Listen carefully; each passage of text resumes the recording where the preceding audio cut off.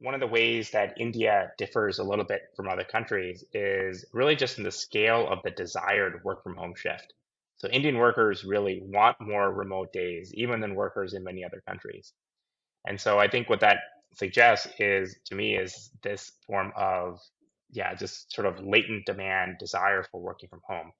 And one of the reasons that that kind of aggregate desired nature of remote work is really interesting is because one of the big barriers to remote work is the problem of selection.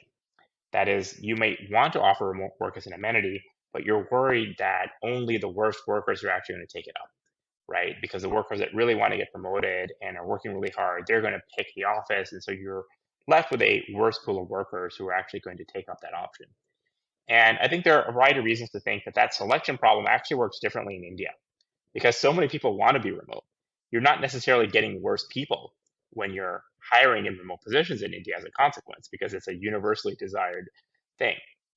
And so the selection problem being very different there, the quantity of desired remote work, I think, provides the basis for thinking that India might actually become a really big player in this type of remote work revolution. Hello and welcome to another episode of Bharat Varta. With me today, our guest we have is Arpit Gupta.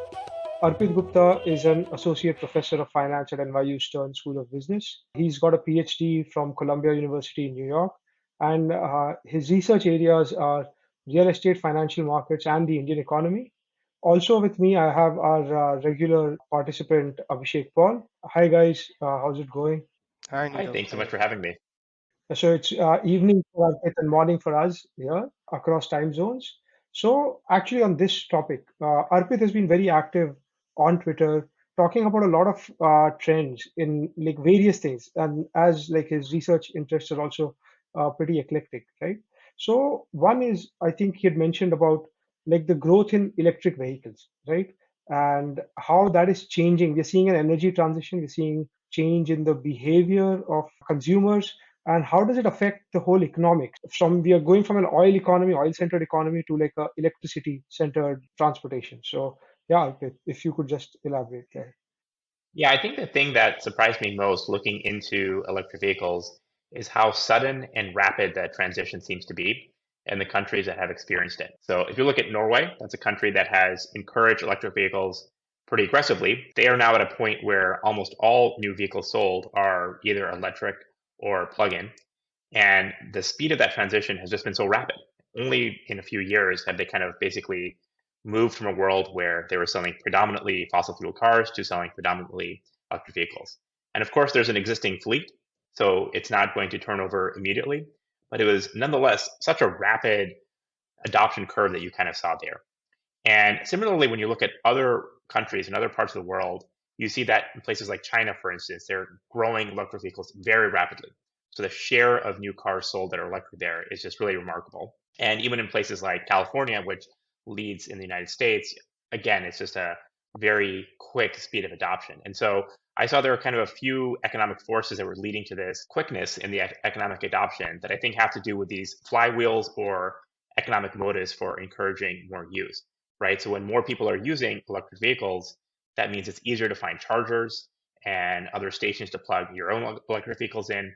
And also over time, if there are fewer and fewer people that are using gas cars, it's going to get also more expensive to even find a fill up station that can service your own needs or to provide for your basic maintenance needs, right? And again, electric vehicles are much easier to maintain as well. So I think these types of forces are going to lead to actually fairly rapid electric vehicle adoption all around the world. Yeah, but don't you think that this posts some sort of new constraints? So one is the range anxiety, which probably is a problem, like especially in a large country like the US, where the driving distances are much larger. Second thing could be new constraints on resources. If we see like lithium ion batteries, or you need cobalt or nickel and lithium instead of like crude oil, you need that. And lastly, I would like to ask as a skeptic, so just to be devil's advocate, a lot of places, electricity is being generated via like another fossil fuel source. So probably say coal or through gas fired power plants, right? So how does this whole thing kind of change the dynamic, if at all? Yeah, so I think the first two concerns don't seem to be dominant in my view. So when you think about range anxiety, the typical person, even in the United States, where it's a large country and there's a lot of driving, the typical driver is still using their car predominantly for commuting purposes, and so is able to come back and plug it at night. And when you think about those more long-term trips, over time, there's been such an expansion of that charging network, and there will be much more of an expansion in the coming years, so that the typical driver can expect to be able to charge their car no matter where they go.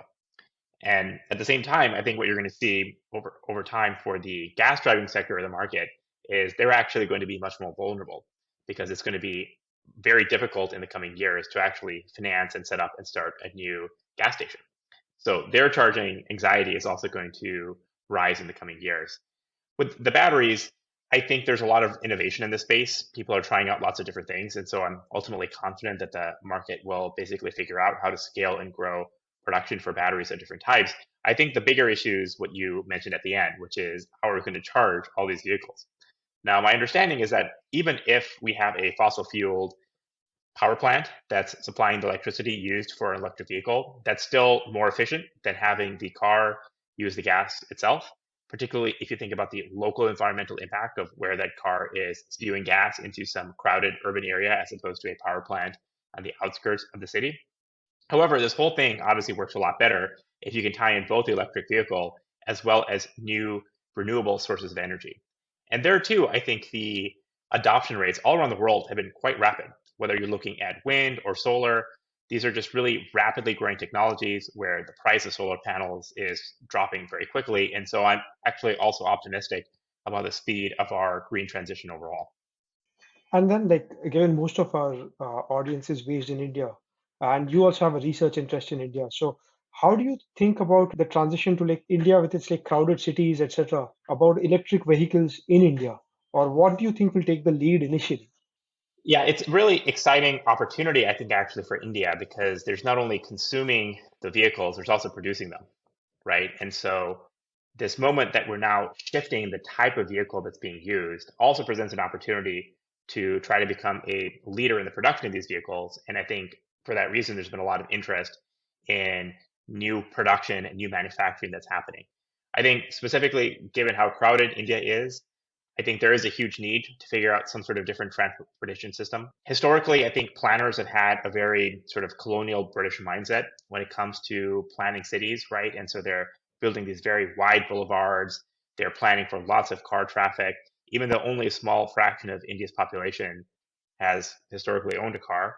And if you think of how large and crowded Indian cities are, it doesn't really seem feasible for everyone to be driving a personal car, whether it's electric or gas powered. And so I think there's a need to shift the planning paradigm to allow for denser cities and more vibrant cities. One way of doing that, of course, is through mass transit. And there's been a lot of growth in mass transit in India, of course. But another way of accommodating the shift towards different types of vehicles and also accommodating denser cities is to grow the use of things like e-bikes, right? Having different types of vehicles, bikes, motorcycles, et cetera, that are electric powered, and these will allow for greater volume of traffic happening in cities. And so I think this will partly require some planning shifts and paradigm shifts to accommodate different types of vehicles that are electric powered. But I think that's one way that you can try to gain a niche and grow a whole new industry and also accommodate India's large densities.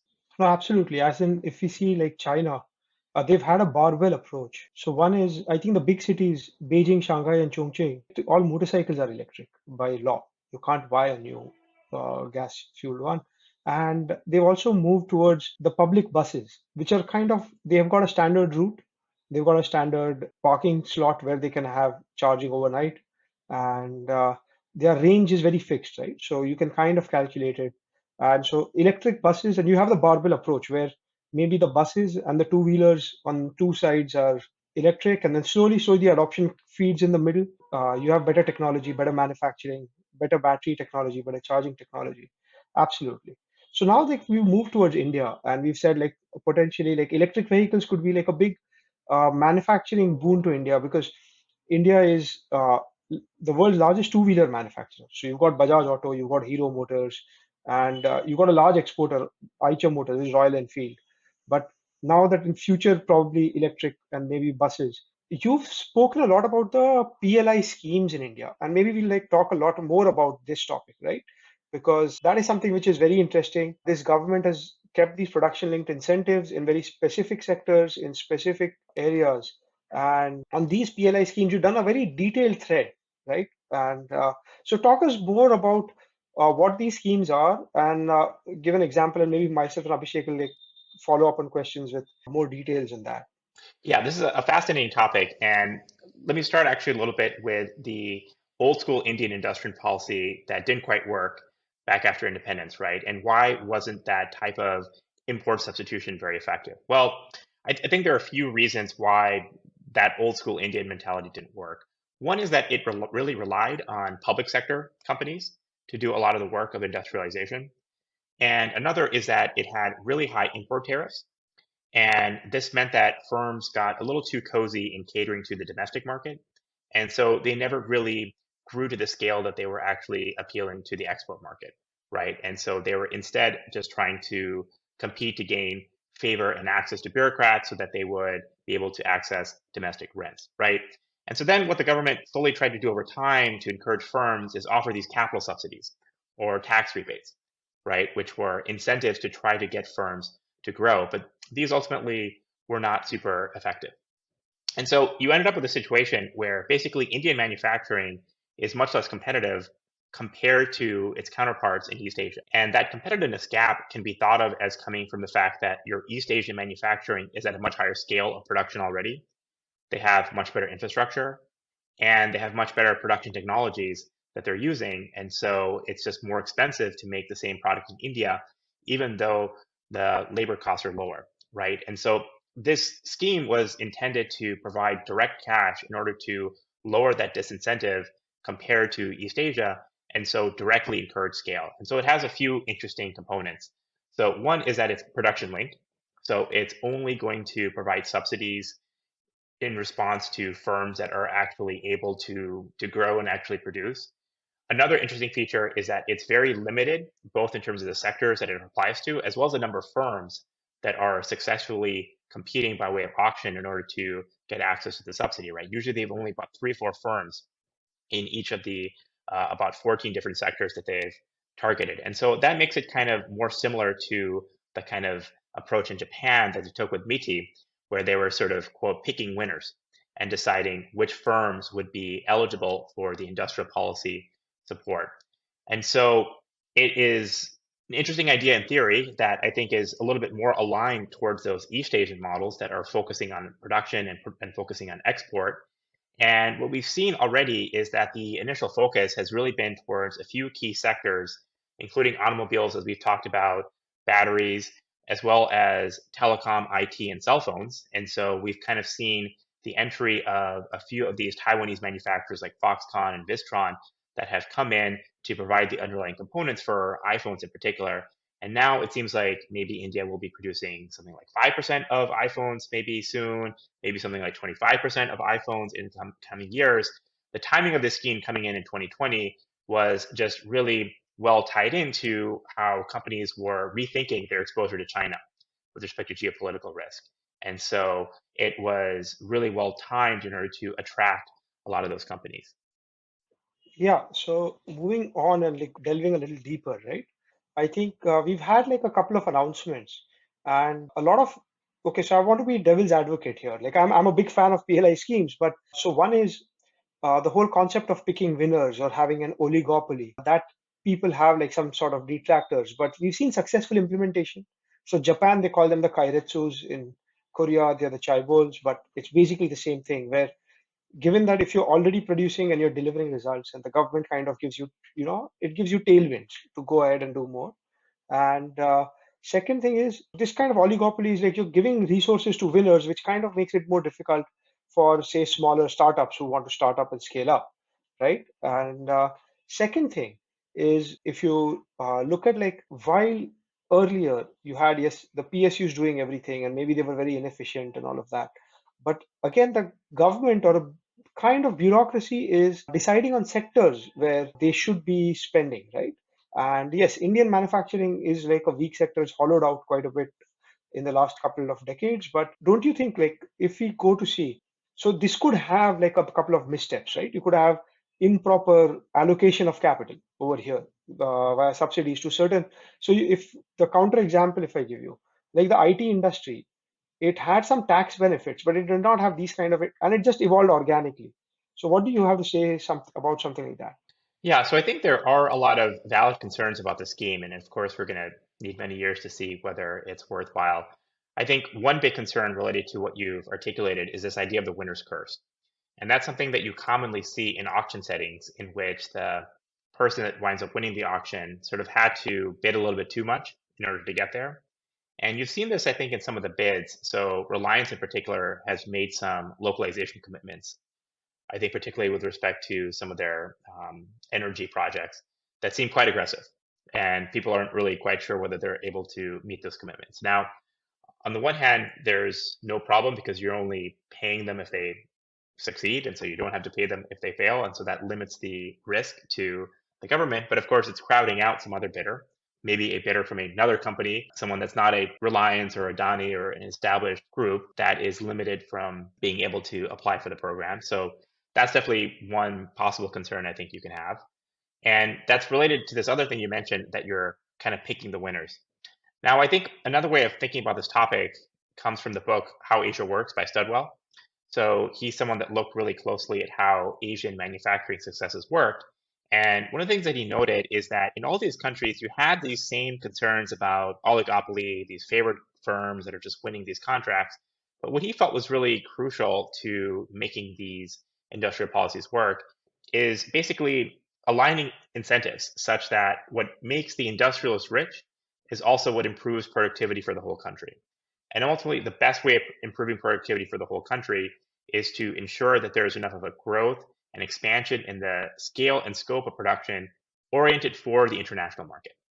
Because it's really only by competing internationally that you're going to be able to borrow best practices, and by playing in a true, genuine level international playing field that you're going to be able to really make sure that you're growing your productivity the best. And so the concern for the last several years, I think, has been that a lot of these large Indian firms have not really felt that incentive. And so they've either moved towards rent seeking professions, right? Maybe in real estate or other areas where it's more about tackling the licenses and gaining favor domestically. Or they've just gone in completely internationally in the sense that they're operating internationally for international audience and really don't have anything to do with India. So I think that's at least the hope of this plan, that it's trying to align those incentives. And even though it's working with established companies and firms, it's trying to push them in a new direction, which is to allow them to export to the international audience. Now, there is another concern, to add more concern to the mix, that there is often a tariff barrier that's coming in as well. So that's like the old system,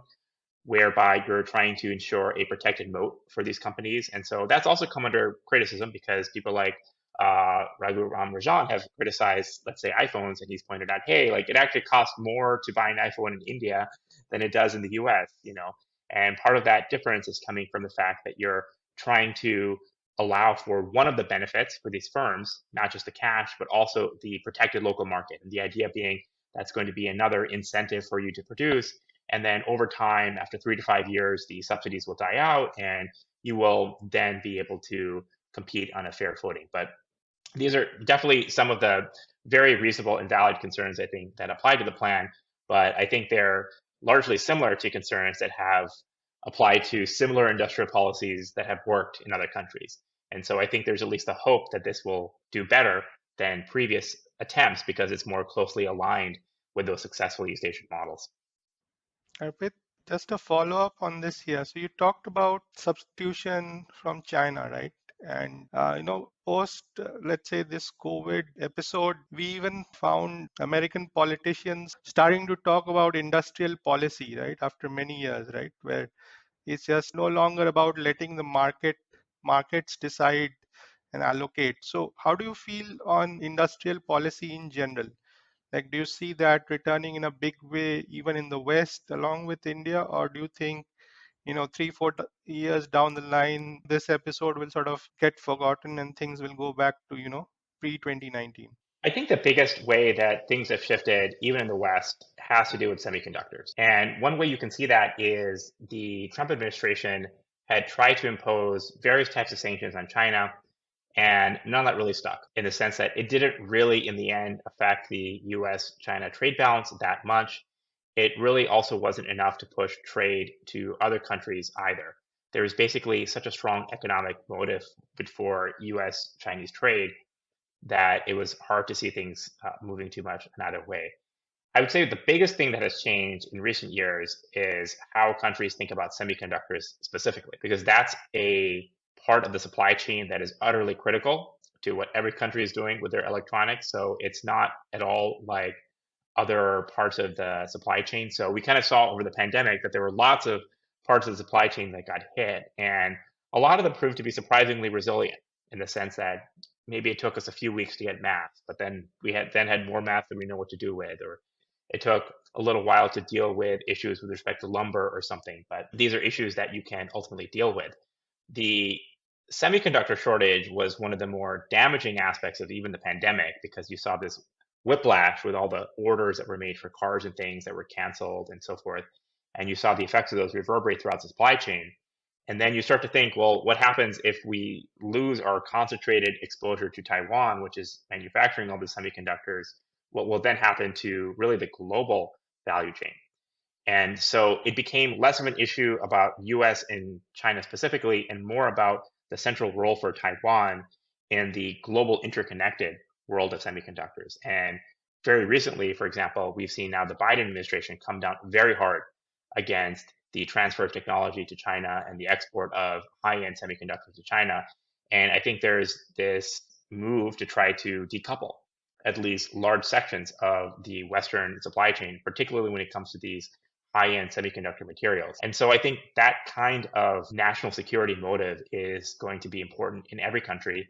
And in India specifically, you see that one of the largest financial incentive programs is for semiconductors through the PLI scheme. You also saw earlier India ban TikTok, which is still an active debate in the US about whether or not the US should also ban TikTok. So you see a motive for restricting Chinese investments in other, critical areas and parts of the economy. And I think these types of concerns can also be seen in how the sectors are being chosen for these PLI schemes, right?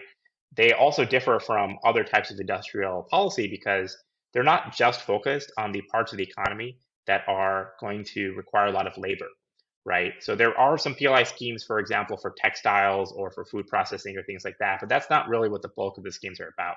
They're instead oriented towards trying to tackle some of these commanding heights of the economy, especially in parts of the economy that are either mission critical, like semiconductors, to the kind of global value chain, really, or to some of these newer forms of technology, like in renewable energy or in battery, that offer a way for India potentially to gain a new toehold into really important value chains, right? And the goal is to kind of indigenize and develop these value chains that might be critical not just for India, but for sort of the free world broadly.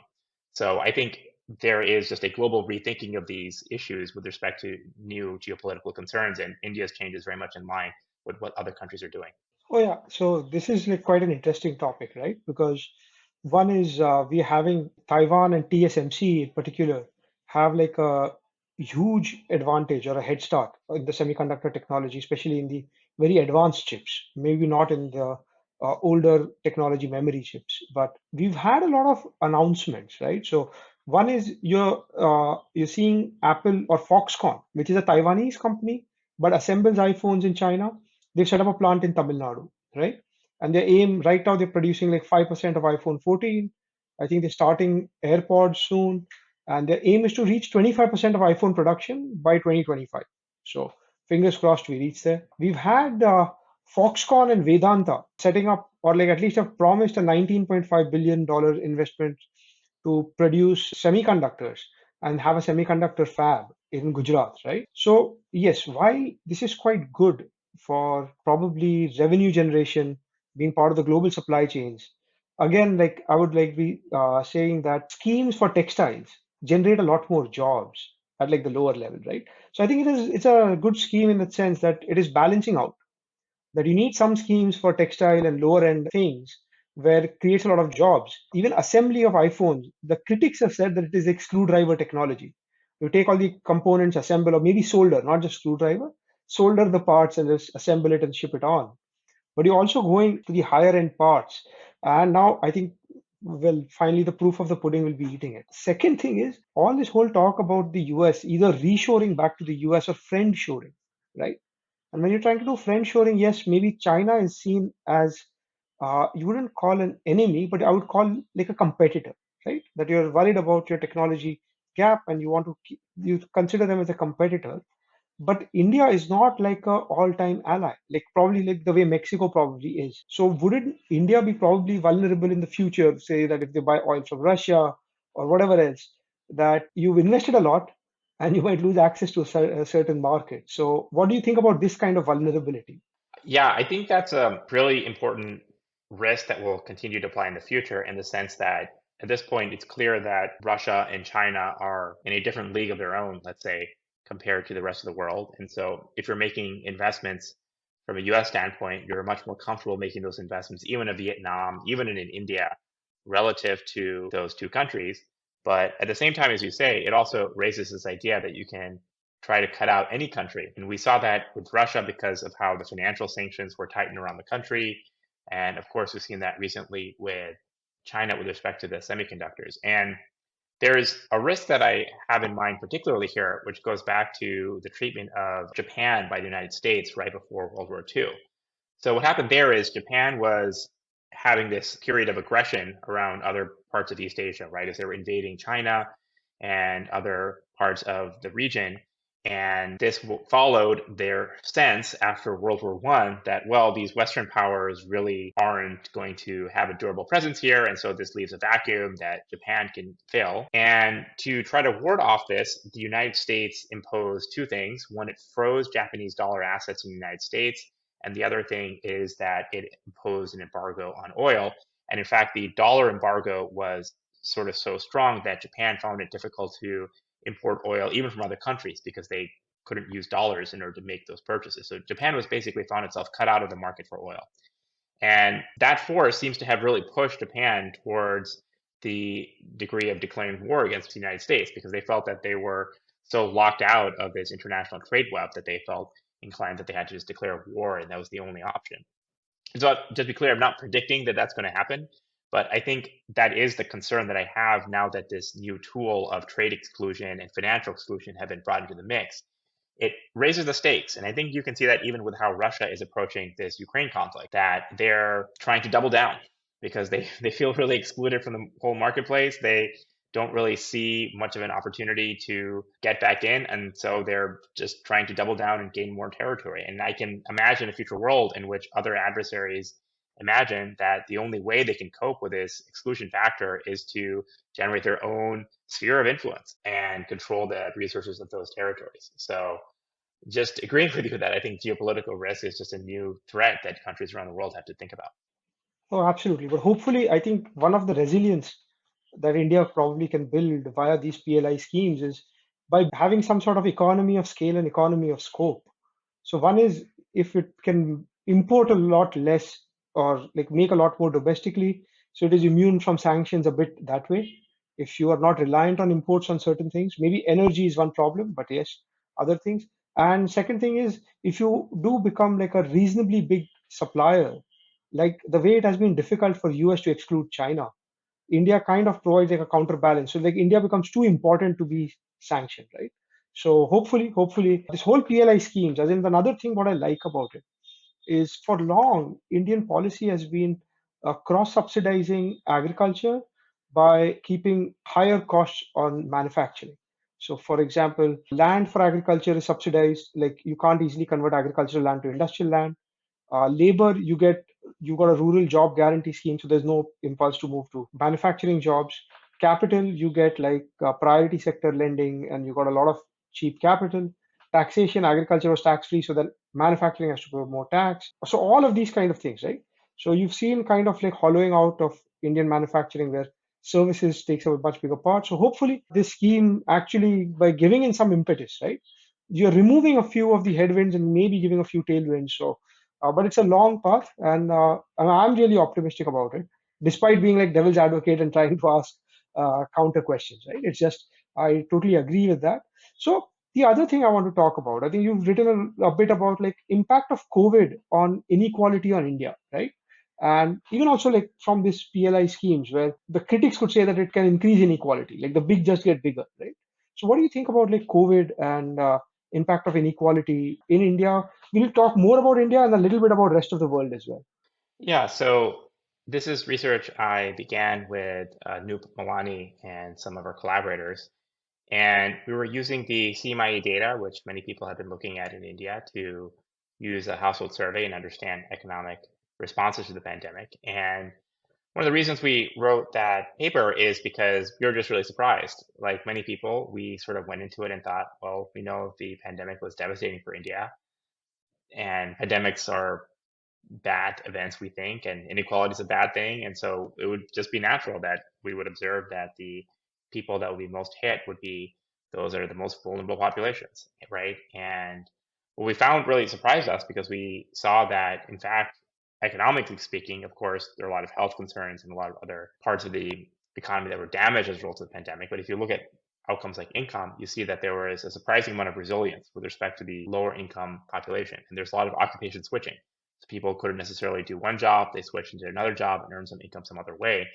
Whereas it really was the higher income Indians that were more affected. And by higher income in this setting, I don't necessarily mean the very wealthiest Indians, right? There's this weird thing in India where people talk about middle income Indians, and they're talking about the top 5%. So we're not necessarily talking about the very top 1% or 0.1% of the population. We're thinking about the top 50%, the top 25%. And we see that this higher income strata within India actually saw bigger losses. And so that seems like a progressive shock in the sense that the poor are doing relatively better than the rich. And so that led us to conclude that this was surprisingly a more of a progressive shock to the economy. And we dug deeper, we found that one of the big reasons that was happening is because it turns out in India, the income of the rich tends to come disproportionately from services, which are, of course, impacted with this pandemic because of how much service activity was disrupted.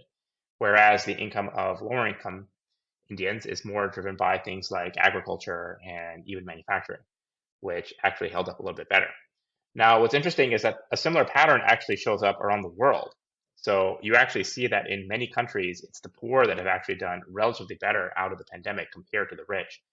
Now, in other countries, this may be less surprising because you also have a lot of aggressive stimulus plans that were put in place, right? In the United States, we had lots of checks, unemployment assistance, and so on and so forth. And so maybe it's less surprising that the poor are doing better, all things considered. And so really what was interesting with this India context is that we're seeing those results even with a much smaller scale of stimulus that in the end seems to have also left India with less of an inflationary pressure that you are seeing in some of these other countries. The other thing that we saw is that you also kind of see a similar progressive pattern when you look at pandemics over time, right? So whether you're thinking about the Black Plague that affected Europe or many other important pandemics, these actually have been historically important leveling forces that have led to more of a progressive shock afterwards, despite how destructive they were at the time. No, absolutely, absolutely. I think we've also done an episode about like India actually having a scheme where free food was given, right? You had like per family, I think some 10 kilos of rice and 10 kilos of wheat, rice or wheat, and some pulses, and also subsidized food. So what you did kind of is for the lowest income strata, maybe the bottom 30 to 50 percentiles. Those are the guys who are insulated at least from hunger, right? So you had food to eat, and the PDS system worked quite well even during the pandemic, right? And as you mentioned, maybe you would say the 50th to the 75th percentile or whatever, the 60th to 80th percentile. Those are the guys, the small shopkeepers, restaurants, and all those kind of services probably saw like a bigger loss. So that goes quite counterintuitive to the public narrative where they said, "Oh no, inequality is increased, etc., etc." And fortunately enough, we are in professions where we can work from home and we could deliver, and maybe we are in the top 1 to 2% or whatever. So I think that we were like relatively insulated. But yes, there's been a bit of hollowing out in the middle, and that is a global phenomenon. You're seeing this kind of playing out everywhere, right? You've got everywhere now. Labor actually post COVID is raising their voices, and you're seeing higher wages and the inflation kind of feeding in. So that is one thing which is causing spiraling wages, is causing like a sustained inflationary shock in the developed world, right? Apart from just energy or cost of capital. Also, delving a little bit deeper, I think what we are seeing globally, right, post COVID, is probably either it is due to the stimulus, either it is due to labor actually kind of being all together and like bargaining for higher wages. We're seeing an inflationary shock across the world, right? And it's much more pronounced in Europe, where they have a large energy shock as well, but also in the US. So Europe, you're seeing inflation in the range of 9 to 10% across various different countries. US, you're seeing it about over 8%. India, you're seeing it about 7 to 7.3%, right? So it's very counterintuitive to see this. What is your take on this? Like, how is it, and probably how long do you think it'll try to resolve itself? Yeah, I never thought in my lifetime I would see higher inflation in the US and in India. And so my view is that this is a combination of these demand and supply side forces, right? So where is the demand coming from? Well, we had a period of time over the pandemic when people really weren't spending very much. And so they were instead saving the resources that they would have otherwise have spent. And then on top of that, in many countries, you had quite a bit of fiscal stimulus. And so that was putting more direct checks, more unemployment checks, more furlough payments and so on and so forth into people's paychecks. And so you ended up with a situation in which people had just trillions of dollars of excess savings and liquidity sloshing around. At the same time, the supply side of the economy was deeply disrupted, given everything that happened in the pandemic. And so you have a little too much money chasing too little supply, and that's a basic recipe for the inflation story that you're seeing around the world. And of course, there are variants on that. So, like in Europe, as you mentioned, they have a little bit more energy problems related to the conflict between Ukraine and Russia. In India, there was not as much stimulus, and so there wasn't as much of that demand shock as other countries saw. And India, in macroeconomic terms, has certainly fared much better than other countries in its neighborhood, right? Whether you look at Pakistan, we look at Sri Lanka, you look at Bangladesh, you see these are countries that are really facing severe crises for a variety of complicated reasons, right? That have to do with their dependence on dollar debt, that have to do with high degrees of leverage, that have to do with deals that they've struck with the Chinese, maybe on not so favorable terms, specific issues with GMO and fertilizers and so on in Sri Lanka, as well as energy climate problems, the flooding in Pakistan and so forth. So there's a whole network of crises going around all around the world. And India is no exception to these trends, right? It's hit by these global macroeconomic forces that have led to shocks to inflation. It's hit by these energy shocks. It's being hit now with the rising dollar that we're seeing because the Federal Reserve is now raising rates to combat inflation at home. And so far, the story I think is at least somewhat optimistic for many of the best performing emerging countries, right? So back in 2008, 2010, this was really a very bad period for many emerging countries because the hope of decoupling never materialized for these countries in the wake of that global financial crisis, right? All countries got brought down with the shocks that initially started in the United States. Right now, the situation I think is a little bit more bifurcated. So you're certainly seeing many countries around the world, many emerging countries face severe crises. And on top of the countries that I just mentioned, it's also a web of countries sort of connected to Turkey one way or the other, right? Because you've got this conflict between Azerbaijan and Armenia, you've got this like Kyrgyzstan conflict, you've got Ukraine, and Turkey's kind of selling drones to a lot of these countries. And so you've got a lot of these national security threats and crises as well. And so it's just a difficult global environment. Of course, this is another force pushing countries to try to localize as much as possible to try to insulate themselves from these sharper trends. But at least so far economically, you sort of have a tale of two countries. So one set of countries is really badly affected by all these global problems and regional conflicts and so forth. But at least for the moment, it seems like there's another set of countries, like in India is one of them, that seem to be so far faring okay, that at least aren't being dragged down as much. And so we'll see how well this relative macroeconomic performance sustains itself. Sure. So, Arpit, let's maybe pivot to another topic. Another of your interest areas seems to be remote work and, what impact it has on cities in various ways, right? Whether it is property prices or whether how you see future of work happening and so on. So maybe you could lay out your vision on that area. Yeah, this has been a really remarkable shift in really the global economy because we've seen that remote work went from a thing that just a few people did to something that became really the norm for people that work in a variety of white collar professions all around the world.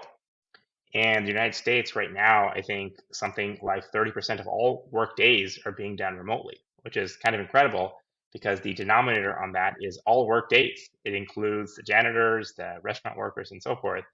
And what that reflects is an economy in which maybe half of people can work remotely, the other half can't. And of the people that can work remotely, they're taking a lot of their days outside of the typical office. And so this has just been a dramatic shift to work patterns, and it has a lot of implications because it's shifting where people live, because you don't necessarily need to live as co-located to your place of work as before.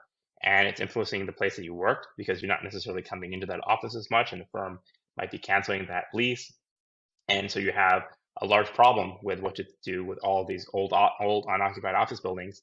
And then more broadly, it's just impacting the urban fabric of the city because you have a lot of dense clusters of offices in the centers of cities that are now looking more vacant. You have still activity in the city, but it's more concentrated in the suburban areas further to the outskirts. And that's coming in tandem with concerns about rising crime, about less utilization of transit. And so it's just a very complicated period for cities to be thinking through right now. So if you take this one level ahead, so say if you're living in New York, or so you're working in New York City, and you could be working from home from a large house in Connecticut or New Jersey, or like even probably go move to Florida or Texas, right? And that's the worry that in the sense of US, what people are having. But don't you think that this you could scale it up even more? That if you can work from anywhere, probably you can work from like another country like India. So like this Bharat Varta is an India-centric podcast. But even say, for example, in the same time zone, you could work from Canada or Mexico. And what do you think about these kind of things, these kind of trends, and how does this kind of affect India in terms of more remote work in the services sector? Yeah, so it turns out that India is one of those countries where there is just a really high latent demand for remote work in the sense that Indian workers really like that amenity. They really want to be able to work at home. And I'm sure you can draw a connection between that desire and the joint Indian family, right? India's social environment is very different from other countries. And so you have people living multiple generations all in one roof, right? And so I can easily imagine a world in which people just like to be closer to family and want to spend less time dealing with the extremely long commutes to make it to the office. And that's not only impactful for existing workers who have these new options, but it's also a really important way that workers can tap into a much more global workforce because when you're hiring remotely, you are not necessarily restricted by the same requirements to be in the same city or even the same area or the same time zone in the same country. And so I think it's definitely a way for more Indian workers to tap into that global workforce. And what we're also seeing, I think, is that these new remote workers, it's different from the old outsourcing model, right? Which was you're going to outsource a whole business function and have some other firm handle that. It's now actually much more common, or it's increasingly common, to bring in a remote worker into your team, right? So you have a existing team, and it just so happens that one of these workers maybe lives in another country or lived in your country initially, but has moved and has now found themselves in another country. And it's also increasingly common to use services like Upwork, in which you outsource a task or component, one of the things that you're doing, using this job platform for it to be done by a remote worker who, again, could be anywhere. So I think what it's broadly pointing to is a world in which services are much more of a tradable skill and can be done in a much more compartmentalized, modular way by people all around the world in various different geographic locations. So I think it presents a huge opportunity for India in the long run, and it requires a lot of other investments in order to realize that potential. And just like a follow-up question, like I don't know if you've done research on this or colloquially speaking, we are seeing more people move out of the big metros, so like Delhi, Bangalore, Mumbai, to their regional towns, right? And working remotely for Indian companies, but in places where there's like better access to either schools or like housing, cheaper housing, etc. Do you have anything like to add there, or you think it's kind of like similarly to the rest of the world? Yeah, I think you're seeing a similar trend in many different countries around the world with respect to that de-densification of some of the largest cities. I think one of the ways that India differs a little bit from other countries is really just in the scale of the desired work from home shift. So Indian workers really want more remote days, even than workers in many other countries. And so I think what that suggests is, to me, is this form of, yeah, just sort of latent demand, desire for working from home. And one of the reasons that that kind of aggregate desired nature of remote work is really interesting is because one of the big barriers to remote work is the problem of selection. That is, you may want to offer remote work as an amenity, but you're worried that only the worst workers are actually going to take it up, right? Because the workers that really want to get promoted and are working really hard, they're going to pick the office. And so you're left with a worse pool of workers who are actually going to take up that option. And I think there are a variety of reasons to think that that selection problem actually works differently in India because so many people want to be remote. You're not necessarily getting worse people when you're hiring in remote positions in India as a consequence, because it's a universally desired thing. And so the selection problem being very different there, the quantity of desired remote work, I think, provides the basis for thinking that India might actually become a really big player in this type of remote work revolution. Obviously, it has been an important player in services and IT and so on and so forth. But I think this raises the prospect for expanding the geographic parts of India that are connected, right? Because it used to be the Bangalores and Hyderabad's and Noida's part of India that were most directly connected to that type of exporting model. But now it can be many more parts of India have the ability to share in that and possibly benefit from what remote work can offer. Sure, sure. So this has been a very exciting, very interesting conversation. So where can people find more about you on the internet, and also like if you have like any sort of like book recommendations or things to delve deeper on these topics? Yeah, so I have a website, arpitgupta.info. I have a Twitter handle, arpitrage, and a Substack as well, arpitrage.substack.com. If you're looking for a good book recommendation, I would go with Arvind Panagaria's book. I think it's India, the Emerging Giant. It's a really good overview of the Indian economy. Yeah, so that's arbitrage, but with a P instead of a B, right? Yeah. So Arpit and then Rage. First, when I first actually come across your handle, right? I thought that's an angry person because I thought it was Arpit and Rage, right? And we have a lot of trolls on the internet, but absolutely, as in the content that you put out there is super informative, and it took me like a second, despite working in financial services, that it's a play on the word arbitrage. And so yeah, it is Arpitrage. And yeah, I do follow him on Twitter and also the Substack, and I would recommend everyone else too. Abhishek, do you have any follow-up questions? No, it was great listening to Arpit, and hopefully we'll have him back on the podcast soon enough. No, absolutely. It's been a pleasure, and it's already quite late in New York. Have a good evening, Arpit, and good morning to Abhishek. Thanks all. This is another episode of Bharat Varta. Please subscribe to our podcast, available on all podcast channels, or subscribe to our YouTube page. That's it from me, Nirav Kanodra, and Abhishek Paul. Thanks, Arpit.